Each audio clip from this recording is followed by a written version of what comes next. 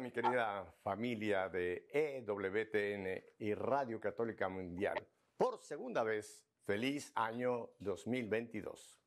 Sin más, nos vamos rápidamente a Steubenville, Ohio, aquí en los Estados Unidos de Norteamérica, donde tengo el honor y el gusto de contar como mi invitada en este día a la señora Beatriz Silvia McNamara. Beatriz, gracias por acceder a estar con nosotros aquí en Nuestra Fe en Vivo. Muchas gracias a vosotros por tenerme en el programa. ¿Qué tal pasaste Navidad y fin de año allá en este estado donde generalmente, pues por esta época es frión y a veces ya hay nieve? ¿Qué tal fueron tus Navidades y tu fin de año con tu querida familia?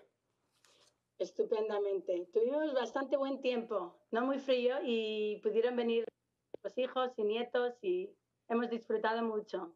Gracias. Qué bueno, qué bueno. Bueno, para tanta gente que nos ve por otras partes de América Latina, del mundo entero, porque nos ven en donde quiera que tengan la aplicación de WTN o reciban la señal, Steubenville, Ohio es una ciudad que tiene el privilegio de contar con la Universidad Franciscana, fundada ni más ni menos que por un sacerdote católico, y yo me atrevo a decir que creo que es quizá las poquísimas universidades que quedan en Estados Unidos que son realmente católicas. Pero en fin, ya se habrán dado cuenta que Beatriz no es de Ohio, no es norteamericana, sino es española madrileña. Así es, Beatriz, sí. Cuéntanos un poquito de ti para que la gente te vaya conociendo y después hablamos del servicio que estás prestando al reino de Dios. Muy bien. Yo nací en Madrid en 1958 en una familia católica, practicante, mis padres, mis tíos, mis abuelos. La fe me la transmitieron de palabra y obra. Además, soy la tercera de 9 hermanos y crecí además en un país que a pesar de haber tenido una guerra civil únicamente 20 años antes, una espantosa guerra civil, era un país en el cual la fe practicaba, era parte de la cultura. Las iglesias, las catedrales ofrecían todo tipo de, no solo misas, pero los sacramentos, las festividades de los pueblos, de las ciudades, todas estaban relacionadas con los patrones y santos, las procesiones en las calles y hasta, quiero decir que los santos los celebrábamos bastante más que los cumpleaños. Y me gusta destacar este aspecto que España, si yo hubiera nacido solo 20 años antes y si la guerra hubiera sido por el bando comunista o republicano, no hubiera sido posible vivir en este tipo de comunidad y de país. Además, la mayoría de los colegios eran católicos, así que yo también asistí a un colegio católico. Y estos estaban subvencionados por el Estado y había un gran apoyo a las familias numerosas de primera y de segunda clase, como la nuestra. Había de primera más de 4 o de segunda más de 6 hijos. Mi colegio era el Instituto Veritas, fundado por el hoy en día santo Padre Poveda. Padre Pedro Poveda fue uno de aquellos martirizados durante la Guerra Civil, pero fue el fundador de mi colegio al que yo asistí desde párvulas y todo mi bachillerato, cursos de colegio. Y recuerdo perfectamente en el colegio cómo rezábamos por su beatificación. Esta llegó a ocurrir en el año 1994. San Juan Pablo II le declaró beato y mártir. Y en el 2003, el último viaje de San Juan Pablo II a Madrid, fue declarado santo, no solo mártir, pero santo por toda, no la manera solo de morir, sino su manera de vivir.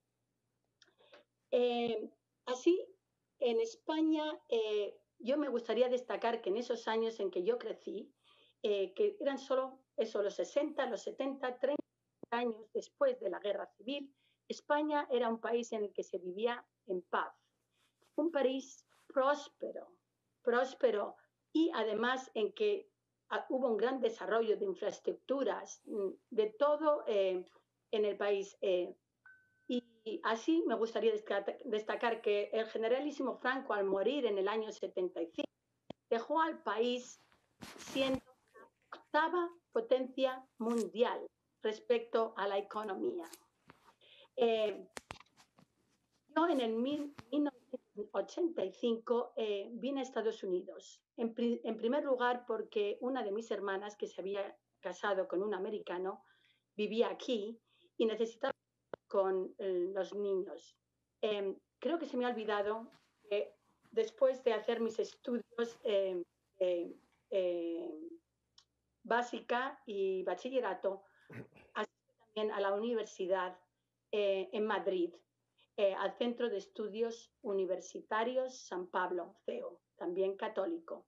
Allí carrera de Derecho y posteriormente allí mismo un máster de Derecho Comunitario. En el 85, como previamente había explicado, vine a Estados Unidos en principio a ayudar a mi hermana que estaba esperando su tercer hijo. Y allí, aquí, ahora, ya que vivo en Estados Unidos, conocí a mi marido, Ron McNamara. Ron trabajaba en el Capitolio en una comisión que ayudaba a promover los auténticos derechos humanos en la Unión Soviética y en los países del Este. Así, él continuó trabajando allí todos los años que vivimos, una vez que nos casamos y mientras vivíamos en Annapolis, Maryland, antes de mudarnos aquí a Steubenville. Tuvimos 6 hijos, los 4 mayores son chicos, las 2 menores chicas, y yo comencé, una vez que estaban ya en edad de ir al colegio, empecé a dar clases de español en el colegio al que ellos asistían, colegio católico, que era también el colegio de nuestra parroquia. Y eso hice durante 9 años mientras vivimos allí. En el 2010 fue cuando nuestro hijo mayor, Patrick, empezaba ya la universidad. Y nosotros, por todo lo que habíamos oído hablar de la Universidad Franciscana de Steubenville, teníamos mucho interés en que viniera aquí. Y creo que además la primera vez que oímos hablar de Steubenville fue en EWTN. Y vinimos a acompañarle como freshman el primer año y en la nos impactó, la universidad nos impactó porque habíamos oído hablar muchísimo de la universidad, habíamos conocido a gente joven que se había graduado de la universidad y que mantenían una auténtica fe y era eso exactamente lo que tenemos para nuestros propios hijos. Pero la experiencia de visitar Steubenville realmente fue aún mucho más profunda. Nos dimos cuenta como la fe era parte de todo en la universidad, no era una clases de teología, era todo, el ambiente, el modo en que se vive en los dormitorios, la gente que llevan a hablar a la universidad y sobre todo tengo que decir que nos ayudó el asistir a misa, algo tan simple como asistir a misa cuando está llena de gente joven, que todo el mundo está participando, que vive la fe. Es algo que impresiona, porque no se ve en todas partes. Y fue la primera vez que nos planteamos la idea de mudarnos a Steubenville, de que mi marido, que llevaba 32 años trabajando desde que acabó sus estudios en Washington, lo dejara todo y venir a trabajar a la universidad, a cambio de poder mandar a todos nuestros hijos a esta universidad. Y así, pronto, poco después de nuestro hijo empezó en el 2010, a finales del 2010, la universidad quería empezar un programa para el año siguiente de formación de líderes cristianos. Y necesitaban... Te voy a detener un momentito aquí, antes de que entremos ya en el trabajo ya más o menos que conozco que va a ser interesantísimo lo que se está realizando en la universidad. Voy a usar un poco la máquina del tiempo y voy a ir un poquito hacia atrás de lo que nos has compartido de tu vida. Bueno, Steubenville, una pregunta. ¿Llegaste a conocer a su fundador, al padre Michael Scanlon, antes de que partiera a la casa del padre?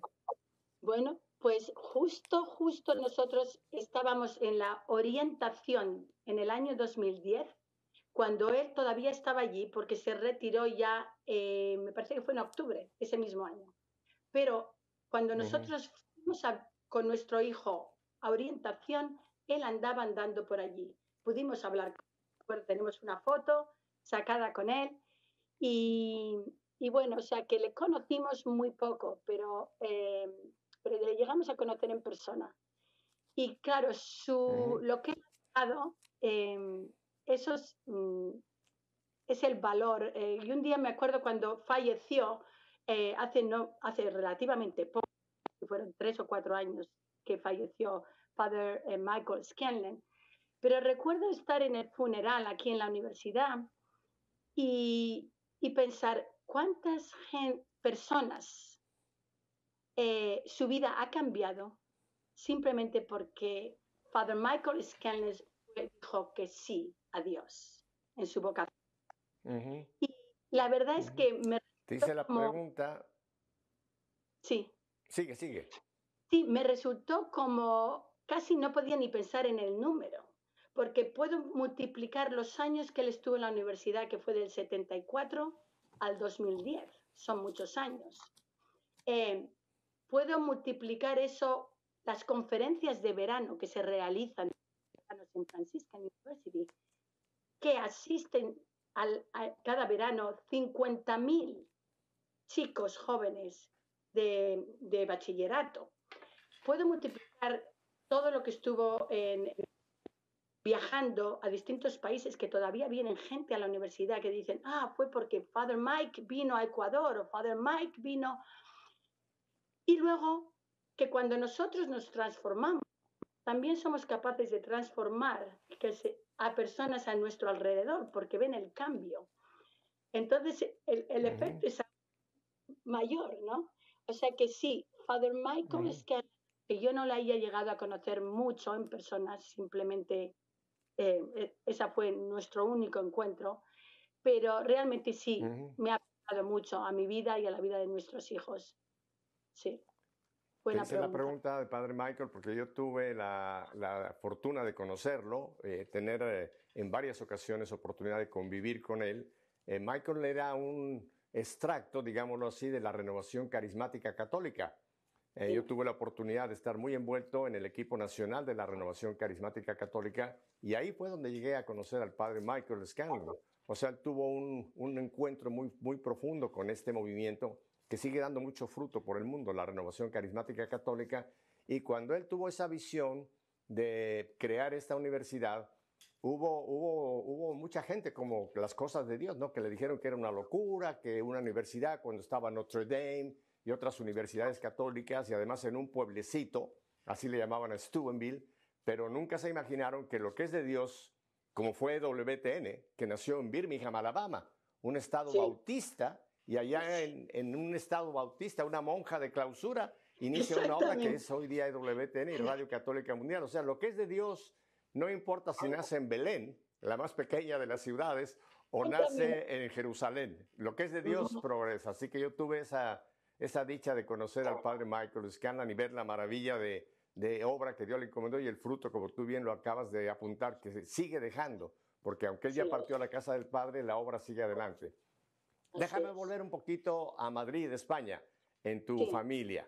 Tú nos has narrado muy lindo que era una familia católica, pero no solamente como hoy día que son muchos católicos que llaman católico a mi manera, que es la mejor manera de no ser católico, porque hay muchos católicos que se han fabricado un catolicismo, como ha dicho el Papa Francisco, un catolicismo light, un catolicismo a mi manera. Eso no es. El catolicismo hay que vivirlo en su plenitud. Tú mencionas que tu familia era esta familia católica practicante donde fue inculcada la fe a ti.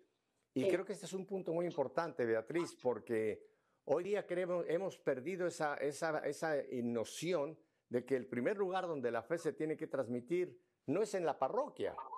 La parroquia es el complemento para nuestra fe, es en el hogar donde tiene que nacer la fe para que después, claro, la parroquia, los sacramentos sean todo el apoyo que necesitamos. Pero hoy día se da como un divorcio, como ya lo decía por ahí Vaticano II, ¿verdad? Se ha dado un divorcio entre fe y vida. Y hay mucha gente que piensa que la fe es algo personal, privado, que nadie me la toque y que en mi casa ni se mencione. Y no, en tu casa se rezaba el rosario juntos, me supongo, irían a los sacramentos, a la misa, a las procesiones, todos juntos. ¿Qué memorias tienes de esa vida de familia, esa vida católica? Cuéntame un poquitín, porque es interesante ver cómo esto se ha diluido y cómo un fruto eres tú, Beatriz. Sí, bueno, yo recuerdo además cuando te haces mayor empiezas a apreciar muchas cosas que a lo mejor de niño te parecen normales. Una de ellas, por ejemplo, sí, desde luego siempre rezábamos el rosario cada vez íbamos de semana, teníamos una casa fuera de Madrid, en el coche se rezaba el rosario. Mi madre, de siempre, con 9 hijos, asistió a misa todos los días. Y luego teníamos nuestras 2 abuelas, se murieron nuestros 2 abuelos primero, nuestras 2 abuelas vinieron a nosotros. Y mi madre, cuando ya una que tenía glaucoma no podía ver los últimos 10 años de su vida, la otra tenía unas varices muy malas y casi no podía andar. Mi madre cogía a una de un brazo, a otra del otro, iba a misa todos los días. Yo, esas cosas, y cuando éramos pequeños, claro, nosotros también estábamos en casa antes de ir al colegio. Esas son memorias que con el tiempo se me han hecho valiosísimas. Recuerdo a mis abuelas, las 2 en casa, rezaban el rosario todos los días en su cuarto, cuando ya se metían también ellas un poco más a descansar.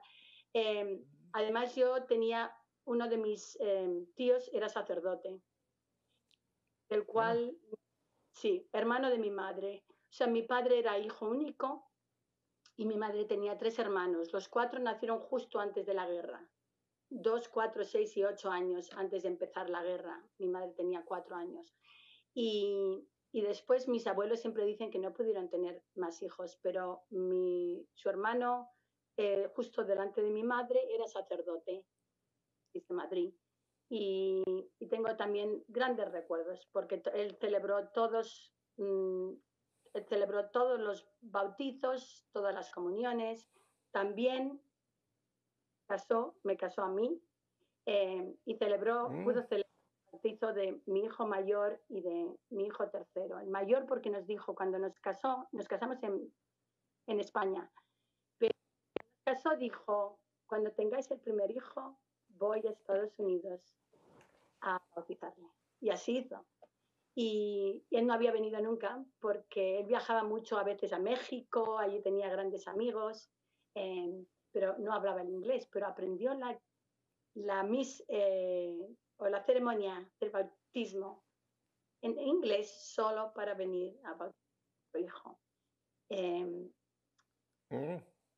Sí. Entonces, mis abuelas también, recuerdo, fueron un gran ejemplo para nosotros, no solo mis padres, porque las 2 abuelas que vivieron con nosotros en todo eran muy distintas, pero tenían en común la fe. Y cómo llevaron la enfermedad y cómo llevaron las dificultades fue admirable. Yo ahora lo pienso, o sea, cuando eres niño, cuando tienes 15 o 16 años, no piensas mucho y cuando te haces mayor aprecias el gran ejemplo que te han dejado de vivir, de cómo enfrentarse a las cosas difíciles pero con esperanza y eso mismo, el gran ejemplo también nos lo dieron mis padres y mi madre muy especialmente en la época en que ya le llegó también la enfermedad con Parkinson's y jamás hubo una queja, jamás hubo lo llevo con gran fe hasta el final. Perdió todo, perdió el hablar, el moverse y aún así nos transmitió a todos, yo siempre decimos los hermanos, que mi madre vivió esos años para santificarnos a todos nosotros. Porque, bueno, de cara dice, bueno, pero si ya no puede ni hablar, ni, ¿para qué vive? Vivió porque en el ejemplo que nos dio de cómo llevar su cruz, igual que Jesucristo, nos dejó un ejemplo a todos los hermanos que todavía lo vivimos hoy. Y bueno, y podría decir más cosas. Tengo también una hermana que es discapacitada y ese es el otro ejemplo también que nos han dejado mis padres, es que ella siempre ha sido el centro de la familia y desde que mis padres pasaron, también murieron, ella sigue siendo el centro que nos mantiene los casa a otra y todos, yo viviendo aquí tan lejos menos, pero todos mis hermanos también. Son todos ejemplos de cómo vivir la fe, de cómo perseverar en los momentos difíciles y de cómo seguir a Jesucristo. Realmente a veces pensamos que simplemente por creer la vida tiene que ser muy fácil. La vida tiene muchos momentos estupendos, pero cuando llegan las dificultades es cuando demostramos realmente estamos dispuestos a seguir a Jesucristo hasta el fin. Así es. Te agradezco mucho este compartir, Beatriz, porque es importantísimo lo que has apuntado. En primer lugar, el valor de los abuelos, que hoy día también se ha perdido esa dimensión de los abuelos, ¿no? Hoy día vemos a los abuelos, desgraciadamente, casi como un estorbo o como un problema. Y yo no sé en España, pero por lo menos tú sabes aquí en Estados Unidos que hay muchas familias que a los abuelos los mandan a una casa de retiro, a una casa afuera, para que los cuiden allá las enfermeras. Y creo que esa es una pérdida enorme para la familia. Antiguamente los abuelos, como tú lo has narrado, vivían en casa y morían en casa. Y seguían siendo un enorme testimonio y un enorme ejemplo para la familia. De hecho, hay que recordar que nuestro Señor tuvo abuelos, tuvo a Joaquín y Ana, que seguramente también tuvieron mucho que ver en la formación de Jesús, junto con María y con José, por supuesto. Pero o sea que la Sagrada Familia se compone no solamente de José, María y el niño, sino también hay que tomar esa dimensión de los abuelos, los padres de María, ¿verdad? Así que qué bueno que tú tuviste esa experiencia de ver a estas abuelas, pues eso, pasar sus últimos años en casa y el ejemplo de tu madre también es importantísimo, ¿no? Te agradezco mucho esto, Beatriz, porque te repito, yo insisto mucho en que una de las crisis que hoy día tenemos en el mundo y en la iglesia es que hemos diluido la importancia de la familia. La familia, tú lo sabes bien sociológicamente, es la célula básica de la sociedad y es la célula también básica de la iglesia. O sea, son estas células las que hacen que haya una iglesia sana o una sociedad sana, ¿no? Y creo que lo que estamos viendo, desmembrarse del mundo, concretamente el país que tú y yo queremos tanto como España, creo que es una crisis de la familia, que hemos perdido esa realidad y lo que hemos permitido es que el mundo, el demonio y la carne sea el que está formando a nuestros hijos y a nuestros nietos. Y si no retomamos este valor de la familia, estamos en una situación muy peligrosa como sociedad y como iglesia. Te agradezco muchísimo. Ahora otra pregunta. ¿Cómo conociste al señor McNamara? ¿Dónde se conocieron? En Anápolis nos dijiste, pero ¿cómo fue ese conocimiento? Bueno, realmente Anápolis más tarde, nos conocimos en Washington porque él era amigo de mi cuñado, mi hermana, la que vive en Estados Unidos también, la que yo vine a ayudar con los hijos. Ron era amigo suyo. Entonces empezamos a ir a actividades, teníamos amigos comunes y realmente así fue como nos conocimos y cuando sobre todo nos dimos cuenta que teníamos en común la fe, fue lo que más nos unió.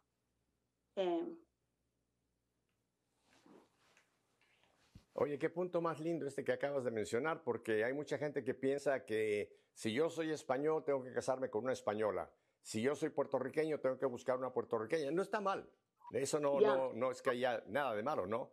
Pero qué interesante que un norteamericano y una española se hayan, digamos, pues conectado principalmente por lo que tú has dicho, por compartir la fe. Y creo que ese es La un fe. muy buen y positivo arranque para una relación. ¿Cuánto tiempo fueron novios? ¿Cómo se llama tu marido, por cierto? Ronald, pero le llamamos Ron. Ron. Ron. Ah, como el famoso presidente Ronald Reagan. Así es, al cual admira mucho. Bueno, yo también creo que ha sido de los grandes presidentes de este país, Ronald Reagan. Una pregunta, ¿y él habla español, Ronald? Habla bastante. Él había, yo creo que en bachillerato había dado alguna clase de español y también cuando hizo la carrera, él hizo la carrera en George Washington. Él es de Massachusetts, pero fue a George Washington a estudiar, hizo ciencias políticas y allí también cogió algo de español. Y luego siempre ha tenido gran interés en el español y en otras lenguas. Ha viajado mucho por su trabajo y sabe algo de alemán, algo de ruso y por trabajar con los países de la Unión Soviética y países del Este. Y luego español, pues lo que más. Yo en casa además siempre hablé español a mis hijos. Mis hijos son bilingües desde pequeños y entonces mi marido con eso también, pues él practicó mucho, o sea que habla bastante español. Oye, tú como buena chica española me imagino que sabes cocinar muy bien, porque esa es una de las virtudes que tienen las chicas, sobre todo de esa generación de la que tú nos narras, donde a las mujeres se les daba realmente toda una formación para cocinar, para coser. Era parte integral de la formación de una chica. Tú debes de cocinar muy bien. ¿Le gusta a Ronald la comida española? ¿Qué le haces? ¿Callos a la madrileña o cocido? ¿O qué son tus platos fuertes? Sí, el gazpacho y la paella. Oh. Bueno, el gazpacho es más andaluz y la paella es valenciana. Sí, pero se come por toda España. El gazpacho lo hago muy a menudo. Una vez que llega verano, prácticamente hay gazpacho casi todos los días. Para quien no sabe de qué es el gazpacho es una sopa fría a base de tomate. Y la paella, la paella pues nació en Valencia, pero la paella es el plato emblemático casi de España. Pero ¿qué tal ese cocido madrileño? ¿Lo sabes cocinar tú el cocido madrileño? Ese no lo sé cocinar. No puedo decir que sí, a pesar de ser de Madrid. No. Oye, porque ese para invierno, ese es uno de los platos fuertes. Ahora el cocido con papa, con pango, con todo lo que se le coloca, ¿no? Es muy parecido, bueno, no parecido, pero es pariente de algo que viene de donde yo procedo. Yo procedo del norte de Asturias y tú sabes que en Asturias hay un plato también muy conocido que se llama la fabada. Que la fabada es un plato fuerte. Con un plato de fabada tienes para una semana casi de lo que te ponen en la fabada. Beatriz, en un momentito vamos a ir a un brevísimo cambio de segmento para identificar la planta y unos breves mensajes que tenemos. Entonces, solamente para concluir, ¿en qué año es que ustedes se casan y se casan en Madrid? ¿En qué año es que viene el sacramento de matrimonio entre Ronald y tú? Sí, nos casamos en 1990 y nos casamos en España, no en Madrid, en Marbella. Ah, qué bien. Un lugar muy lindo para veranear también. Mi familia tiene una casa en Marbella a la que íbamos en verano y nos casamos el 3 de septiembre, entonces iba a estar allí en Marbella y ya lo organizamos allí. Pero sí, en 1990. Vaya, qué bien. Bueno, Beatriz, quédate conmigo. Ustedes no cambien de canal porque se pueden meter donde no deben. Beatriz y yo volvemos enseguida después de estos bellos mensajes, identificación de planta. Volvemos en un par de minutos.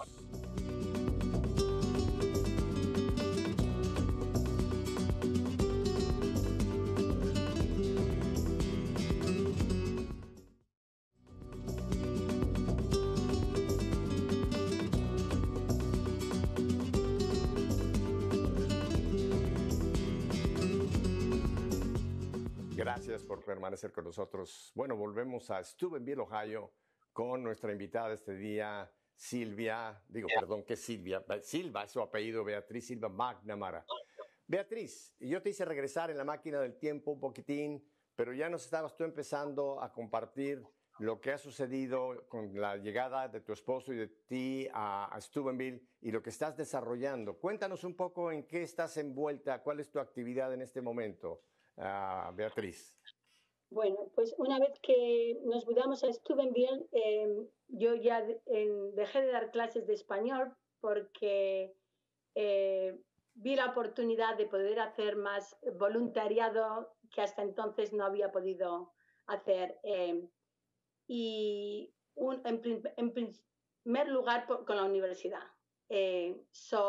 Lo que hago es que el Ministerio de Evangelización de Mujeres,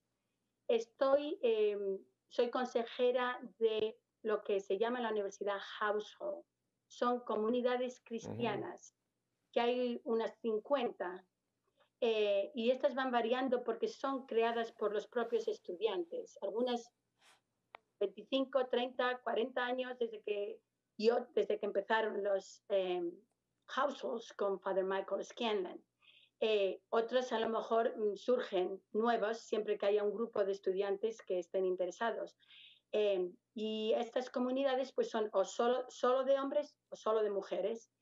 Y lo que sirven es para que los estudiantes encuentren un grupo como que sea su familia lejos de su familia. Cuando han dejado su familia y están en la universidad, un grupo de gente que ellos pueden confiar en ellos, pueden rezar juntos, hacer actividades juntos y ayudarse, apoyo unos a otros. Y todas estas comunidades tienen a alguien como consejero, y normalmente es alguien o que trabaja en la universidad o relacionado con la universidad. Y yo en el 2015, eso llevo ahora 6 años, fue cuando me pidieron ser consejero de uno de estos grupos, y es una de las actividades que realmente disfruto mucho, porque es increíble el ver el aprecio con que los estudiantes te reciben, el que estés dispuesto a escucharles, a darles un consejo cuando te lo piden, a invitarles a tu casa, cualquier actividades que ellos hacen, a veces también me invitan a mí, y es un poco como tus propias hijas espirituales, y eso es algo que llevo haciendo los últimos 6 años. También en la universidad hay un acontecimiento que se organiza todos los años que se llama The Beloved, que es todo, asisten como 500 mujeres, chicas de la universidad todos los años, y es un día entero de retiro, de oración, de que se llevan gente a dar charlas, de reflexión, de sacramentos, y participo en la organización de eso. Y quitando esto también, una vez que me mudamos a Steubenville, durante los primeros 5 años ayudé también consejera y ayudando a un grupo que se llama en el centro de Steubenville, AIM Women's Center. Es un centro para ayuda a mujeres y eso también era algo que siempre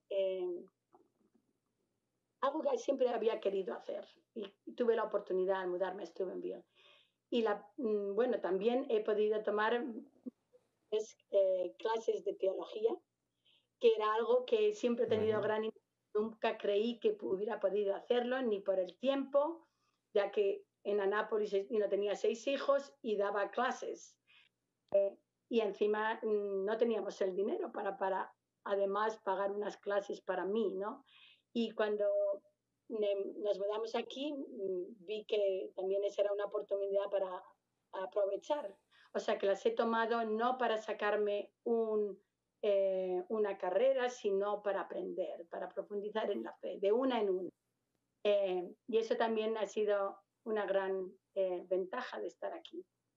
Y bueno, también al mudarnos aquí, por primera vez he podido ir a misa diario, que antes iba cuando podía, adoración, muchas, y participar en tantas cosas que se ofrecen también en la universidad,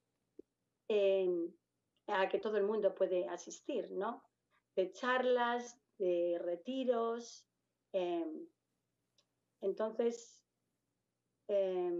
también el grupo Provida de la universidad, que es de los clubs de la universidad.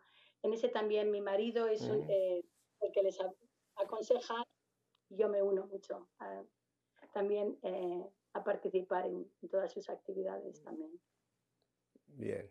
Déjame tomar una pregunta. Tú me comentabas antes de que entráramos al programa que también tuviste una experiencia muy importante que te ha marcado y que va a tener que ver mucho con lo que nos vas a compartir más adelante, que fue poder hacer junto con Ronald lo que es ese famosísimo Camino de Santiago de Compostela. Cuéntanos de ese tu viaje, de ese tu peregrinaje a Santiago de Compostela y qué pasó, qué te trajo, cuál fue el efecto. Porque hay gente que piensa que es solamente caminar, llegar a Santiago, tomarse una foto en la catedral, ver el Butafomeiro y se acabó. No, en ti pasó algo. Cuéntanos un poco de esa experiencia del Camino de Santiago. Es muy buena pregunta porque hoy en día, mientras el Camino de Santiago es algo que existe desde el siglo IX, que ha habido peregrinos, dicen que en la Edad Media, un tercio de Europa estaba el camino, porque en esa época además tenían que hacerlo de ida y de vuelta, ¿no? Ahora vas de ida y luego te coges el avión de vuelta a casa. Y hoy en día, sí, nosotros lo hicimos con el aspecto de fe y de peregrinaje. Hoy en día se encuentran a muchos que no lo hacen, a lo mejor quieren hacerlo por hacer ejercicio o todo tipo de motivos. Pero lo que nos encontramos en el camino es que no importa por lo que lo hagas, todo el mundo que hace el camino está buscando algo. A veces no saben lo que buscan.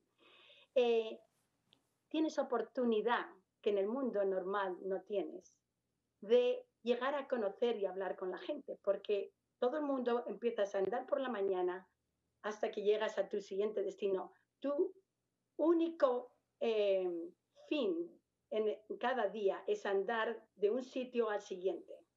Y entre medias, tras andas, yo personalmente siempre lo utilizábamos para rezar, para mirar el paisaje, admirar la obra de lo que ha creado Dios y para llegar a conocer a otros peregrinos que van pasando, porque la belleza es que los peregrinos al pasar, ninguno pasa como pasamos en la vida, ignorando al que está al lado.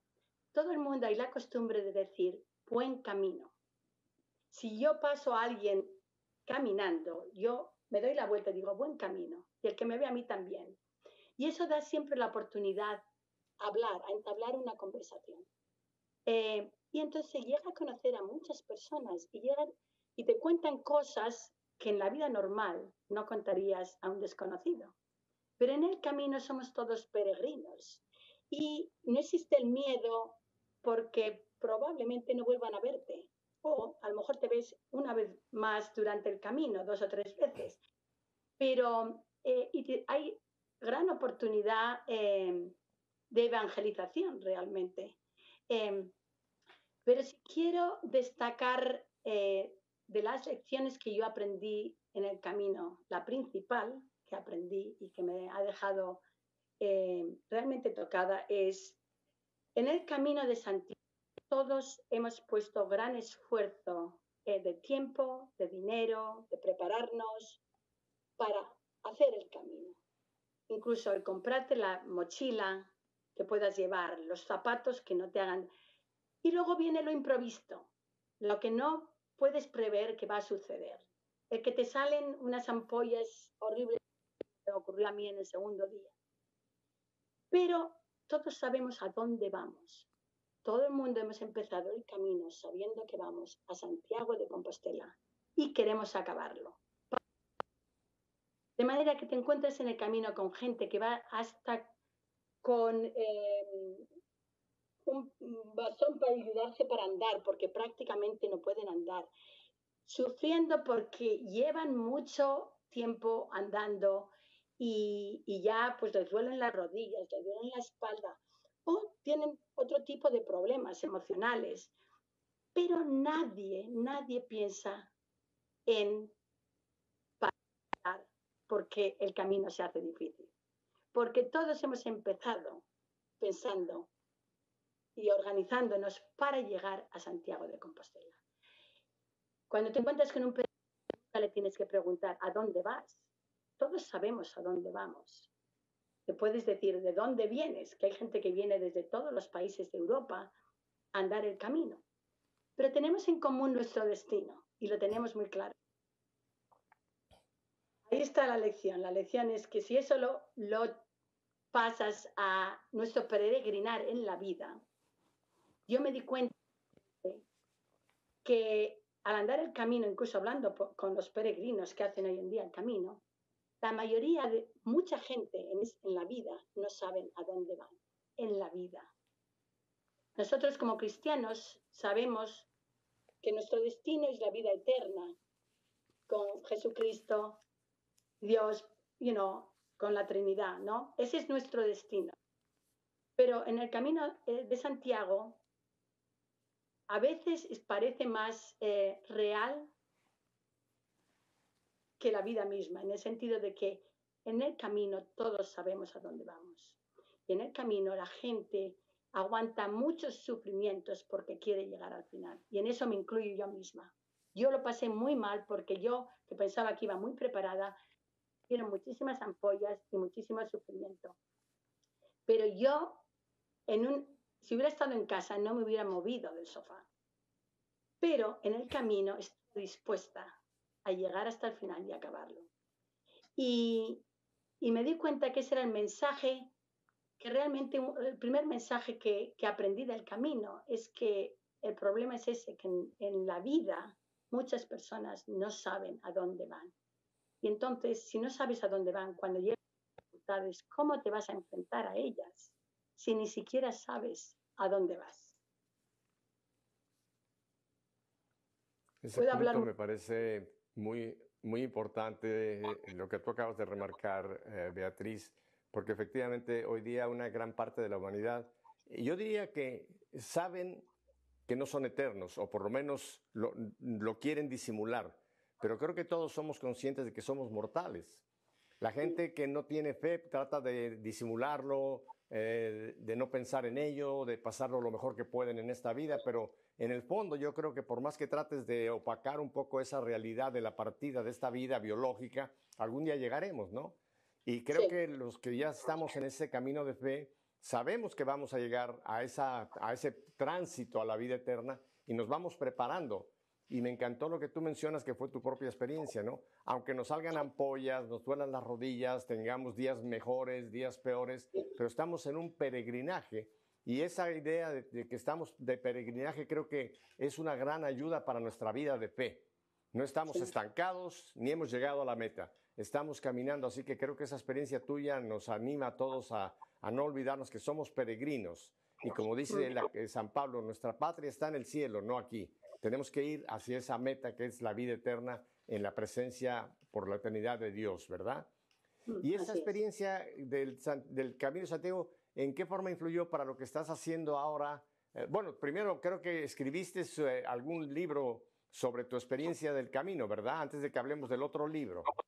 Sí, escribí un libro y ese libro lo autopubliqué primero en inglés el año pasado y luego he encontrado una editorial en España con la que he hecho contrato ya para que se publique en julio del año próximo en forma bilingüe, en español y en inglés, el mismo libro.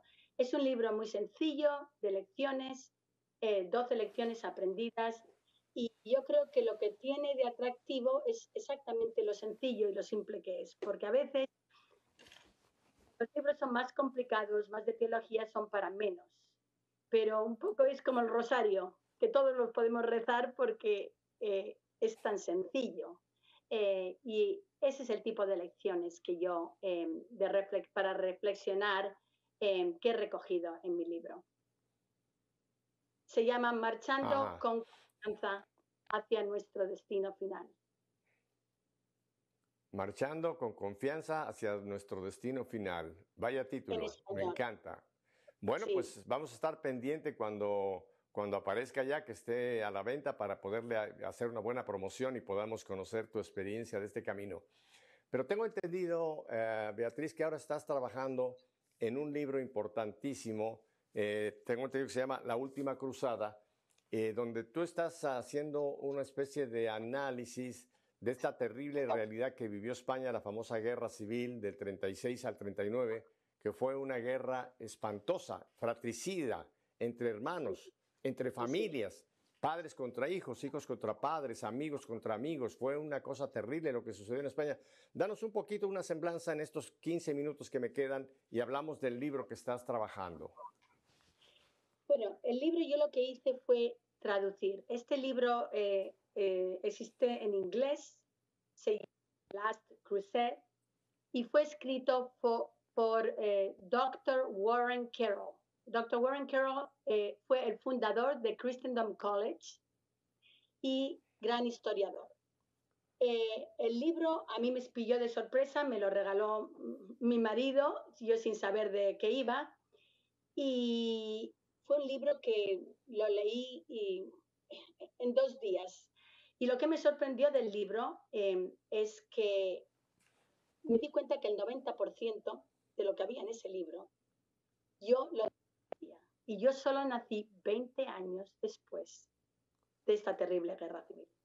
O sea, eso para mí fue el mayor impacto. Es cómo es posible que hubiera esa horrible persecución religiosa, las torturas, el número, y estamos hablando prácticamente de 6 meses, no 6 meses de la guerra, 3 meses anteriores a la guerra y 3 meses primeros de la guerra es lo que cubre el libro.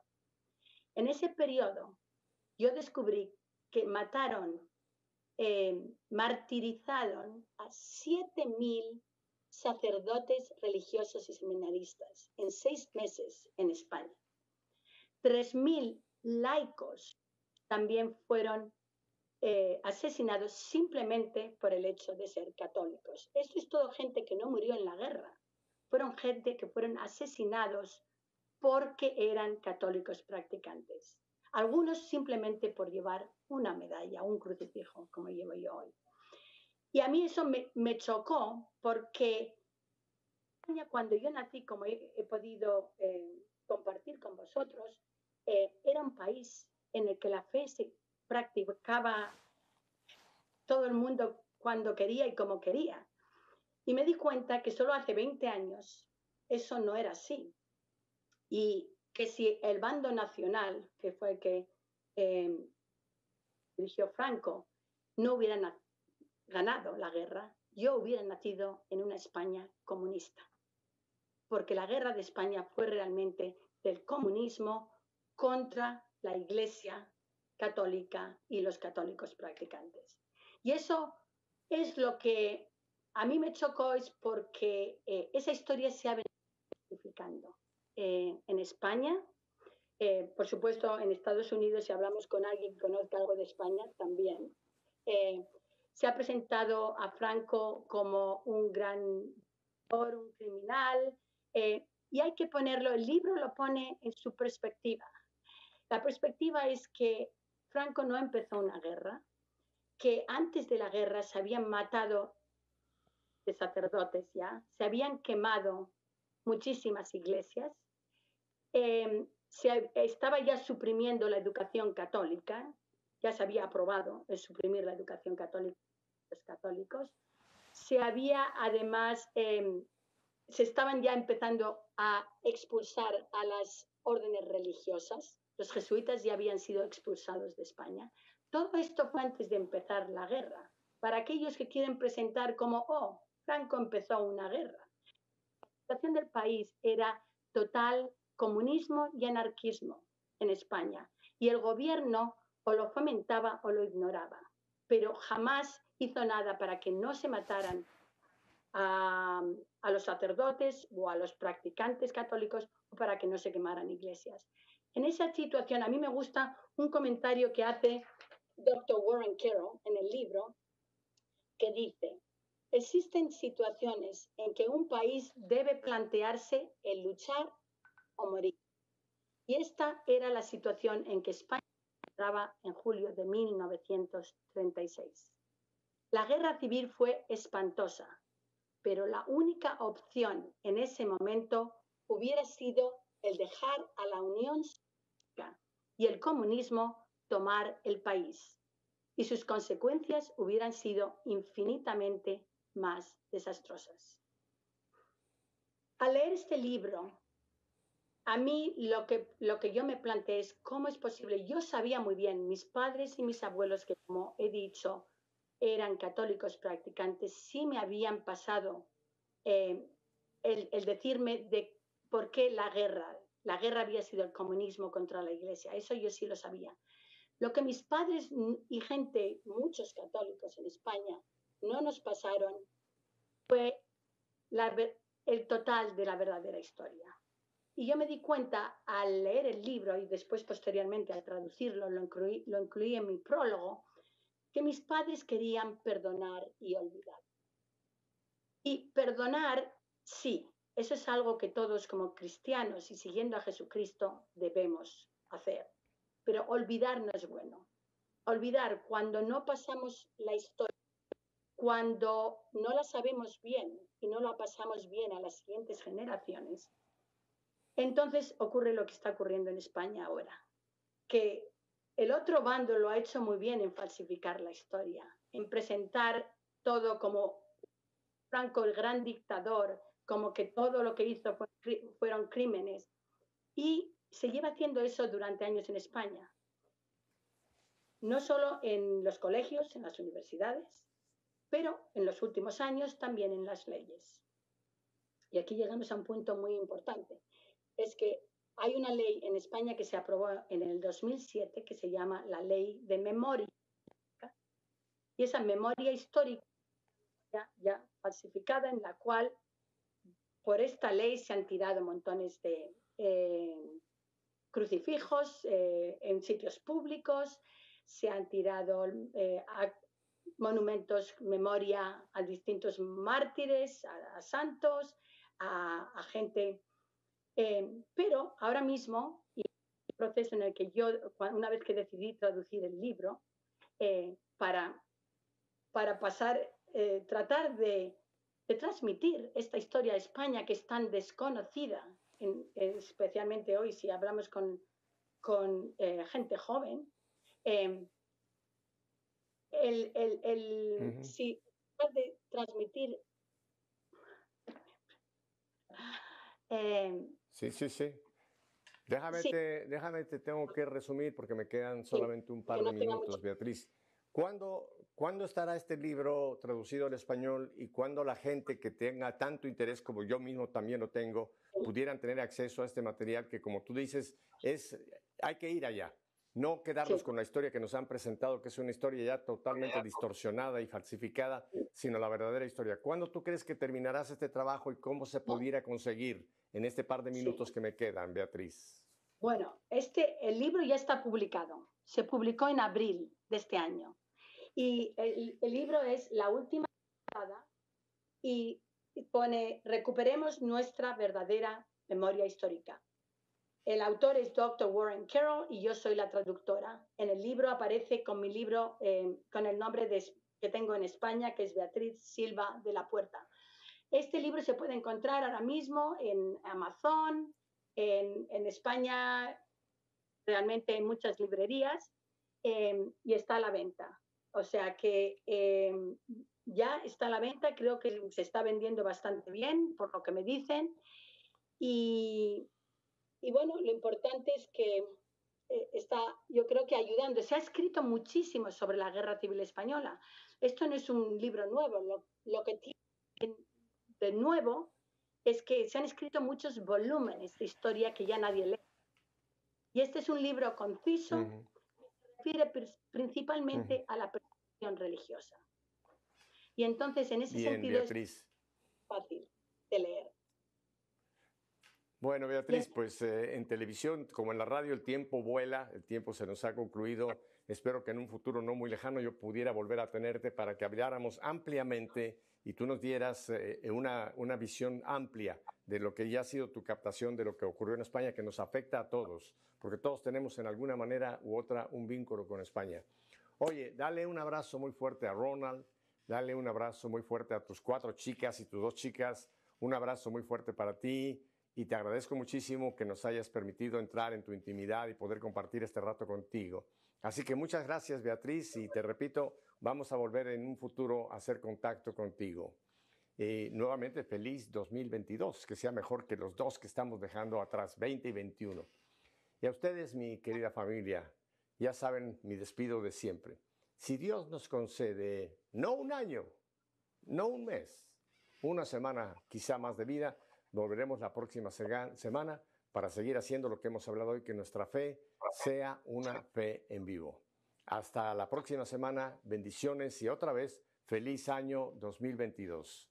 Hasta la vista.